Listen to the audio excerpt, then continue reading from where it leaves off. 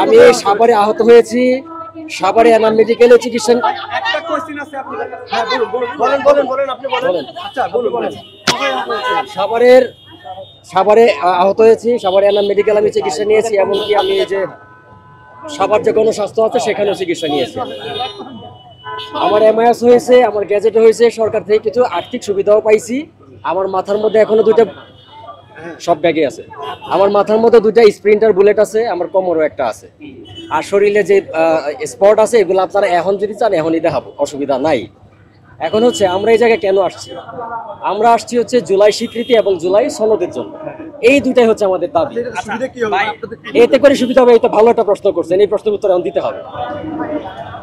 1971 সালে যখন যুদ্ধ হয়েছিল, বাংলাদেশে কয়েক লক্ষ মুক্তিযুদ্ধের সার্টিফিকেট পাইছে বা সনদ পাইছেন। সেই ক্যাটাগরিতে তারা কিন্তু অনেক সুবিধা রাষ্ট্রের কাছ থেকে নিয়ে নিছে, তাদের নাতি পুতি ছেলে মেয়ে সবাই চাকরি নিয়ে নিছে। তাদেরটা আর আমাদের মধ্যে পার্থক্য আছে।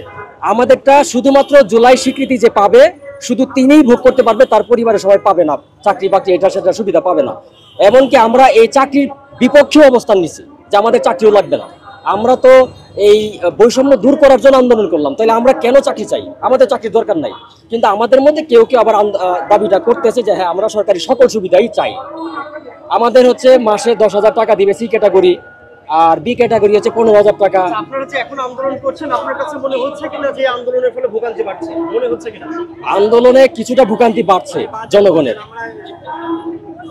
এটার জন্য আমরা আন্তরিকভাবে দুঃখিত। তবে এই যে গাড়িগুলা চলতেছে আমরা যথেষ্ট জায়গা করে দিয়েছি, এবং অ্যাম্বুলেন্স, রোগী, প্রবাসী তাদেরকে আমরা যাওয়ার জন্য সুন্দর রাস্তা করে দিতেছি, কোনো প্রকার ভোগান্তি তাদের জন্য করতেছি না।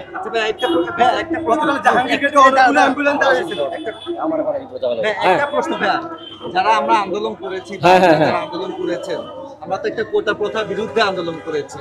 আসলে কেউ কি আন্দোলনে যাওয়ার আগে চিন্তা করেছিল যে আমরা আসলে সুযোগ সুবিধা পাবো?